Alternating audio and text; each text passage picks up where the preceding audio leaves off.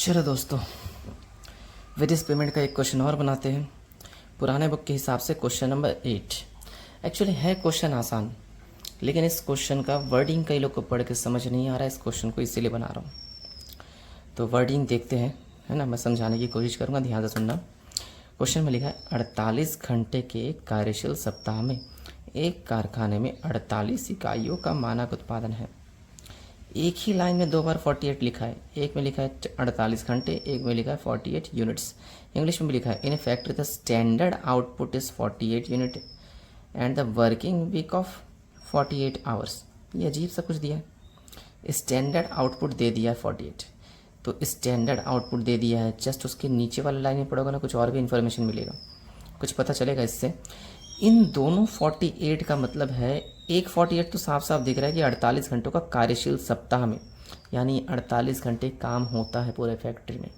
ये सबका time taken है। जितने भी वर्कर लोग फैक्ट्री में आते हैं सब 48 घंटा ही काम करते हैं।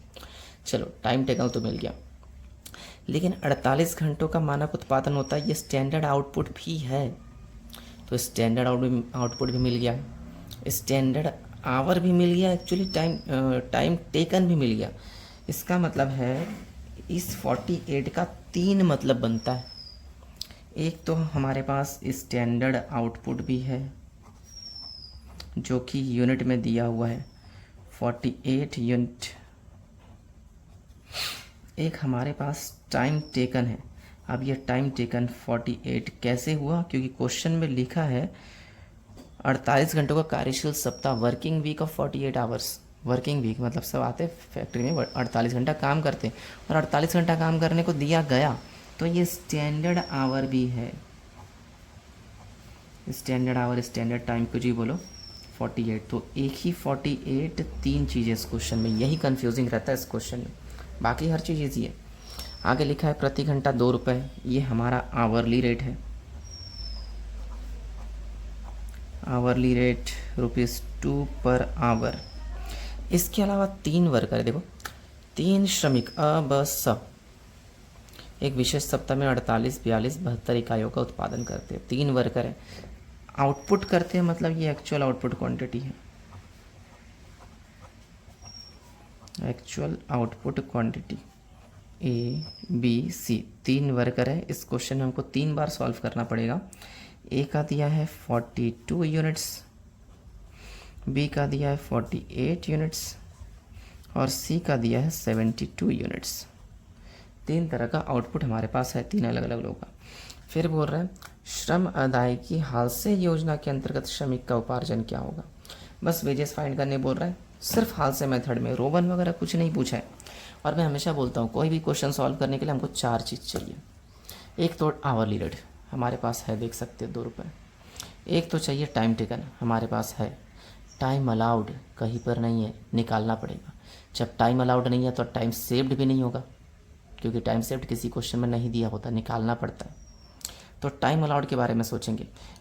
टाइम अलाउड का फॉर्मूला होता है actual output quantity divide by standard output per our. तो हमारे पास, देखो मैं यहाँ लिख लेता हूँ, थोड़ा बीच में लिख रहा हूँ, क्यों पता चल जाएगा। टाइम अलाउड का फॉर्मूला होता है actual output quantity upon standard output per our, ये होता है फॉर्मूला।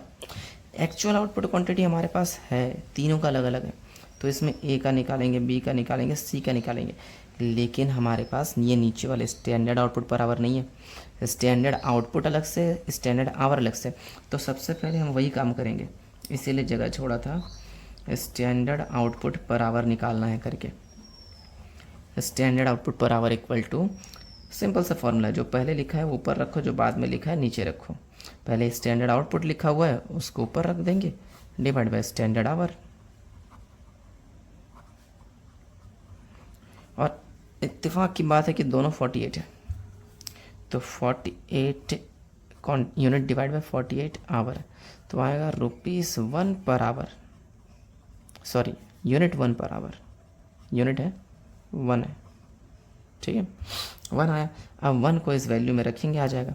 एक्चुअल आउटपुट क्वांटिटी ए का है 42, बी का 48, सी का 72। तो 42, 48, 72 सबको 1 से डिवाइड कर देंगे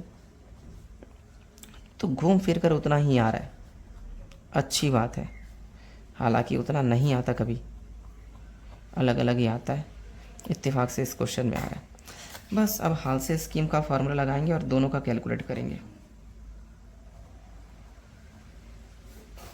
हाल से स्कीम मैं शॉर्टकट में फार्मूला लिख रहा हूँ, wages equal to time taken into hourly rate plus time saved into 1/2 into hourly rate. ये होता है फार्मूला। बस ए का पहले निकाले थे, फिर बी का सॉल्व कर लेंगे। ए का टाइम टेकन कितना था, सबका टाइम टेकन 48 आवर है, 48 into hourly rate 2 bracket close plus time saved इसका, अरे यार टाइम सेव्ड निकाला ही नहीं हो, तो एक काम करता हूँ मैं यहाँ पे टाइम सेव्ड निकाल रहा हूँ, शॉर्टकट में लिख रहा हूँ time saved equal to time allowed minus time taken. यही होता है फार्मूला, देख सकते हो ए का, बी का, सी का, सबका निकालना है। यहाँ कुछ खास है, टाइम अलाउड सबका अलग अलग है, देख सकते हो अभी निकाले थे 42, 48, 72, 42, 48, 72। टाइम टेकन सबका सेम है 48, सब में माइनस करेंगे 48, 48, 48। अच्छा एक काम करते हैं, तीनों का कैलकुलेट करना, मैं पहले सी वाले का कर रहा हूँ, क्यों पता चल जाएगा। 72 में से 48 गया, 72 माइनस 48 24, यानी सी ने 24 घंटे बचाया, टाइम सेव्ड है उसका, 72 घंटा दिया गया, 48 घंटे में निपटा दिया। इसी तरह बी के बारे में सोचो, 48 घंटा दिया, 48 घंटा ही काम किया, क्या कुछ बचाया, नहीं, 0 आवर। उसी तरह इसको 42 घंटा दिया गया काम करने के लिए, लेकिन इसने ज़्यादा टाइम ले लिया, इसने कुछ बचाया नहीं, उल्टा गवाया। और याद रखना टाइम कभी माइनस में होता। टाइम कैसे हो सकता है माइनस में, बिल्कुल नहीं हो सकता ना, टाइम हमेशा या तो रहेगा या तो कुछ नहीं रहेगा।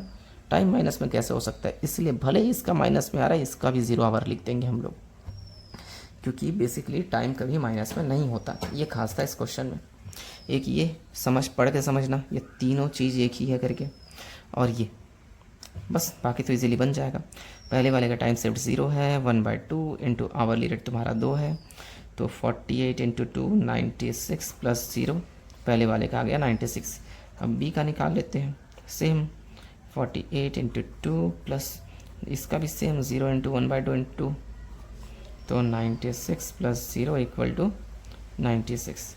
सी वाले का देखते हैं, 48 इंटू 2 प्लस इसने कुछ टाइम बचाया 24, सब में 0 0 था, देख सकते हो, इसने 24 बचाया, 1/2 इंटू आवरली रेट हमारा 2 रुपये, तो 96 प्लस 2 2 कटिया 24 बचेगा, 96 24 120। यह आ गया तीनों का आंसर। स्क्रीनशॉट ले सकते हो, और कोई डाउट होगा तो पूछ लेना।